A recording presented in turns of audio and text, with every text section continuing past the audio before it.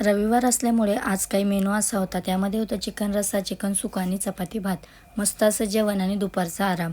त्यानंतर आज नळाला काही कारणामुळे पाणी 6 वाजताच आलं होतं. मग काय पाण्याखाली काम करायचा चान्स आज मला मिळाला तर मी काही सोडू शकत नाही. कारण इतर वेळी पाणी सकाळीच येतं आणि आज 6 वाजता आल्यामुळे मला सर्व काही भांडी मस्त अशी पाण्याखाली धुवायला मिळाली. खूप दिवसांनी हा आनंद मला मिळाला होता, तर मी काही तो मस्त असा एन्जॉय करत होती. तेवढ्यात माझा आनंद काही नळाला बघवला नाही. पाणीच गेलं थोड्या वेळात. मग काय आम्ही मायलेकी अशा छान रेडी होऊन निघालो बाहेर. बाहेर जायचं कारण हेच की आज थोडंसं कामही होतं आणि पाणीपुरी खायची होती. इथे आल्यावर पाणीपुरी खायला आम्ही दोघीच, कारण यांना अजिबात आवडत नाही बाहेरच्या वस्तू. मला तर चान्स मिळाल्यावर मी गबागप खाते. मी नाही कोणाचा विचार करत. मग काय परीसुद्धा माझीच कार्बन कॉपी होत चालली. तिलाही पाणीपुरी खूप आवडायला लागली. पण एक आहे ना, या पिझ्झा बर्गरच्या जमान्यात आम्ही पाणीपुरी लवर आहोत.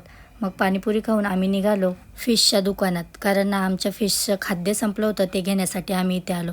इतक्या छान रंगीबेरंगी मच्छी पाहून ना परी तर खूपच खुश झाली होती. तिला असं वाटत होतं हात घालून 2-4 काढू काय. तिला म्हटलं चल मार खाण्यापेक्षा घरी आलो. मला तर काही भूक नव्हती, पण आपल्याला जरी भूक नसली ना, घरात एक व्यक्ती असा असतो ज्याच्यासाठी बनवावाच लागतो, तो म्हणजे नवरा.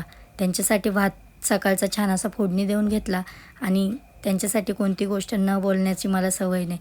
आणि आज जो मी ड्रेस घातला आहे ना, हा ड्रेस मी लग्नाआधी जीन्स वगैरे कधीच घातलेली नाही. हे सर्व स्वातंत्र्य मला लग्नानंतर मिळालं, तेही त्यांच्यामुळे. आणि हा बाईचं खरा दागिना तिला मिळालेलं स्वातंत्र्यच असतं बरं का.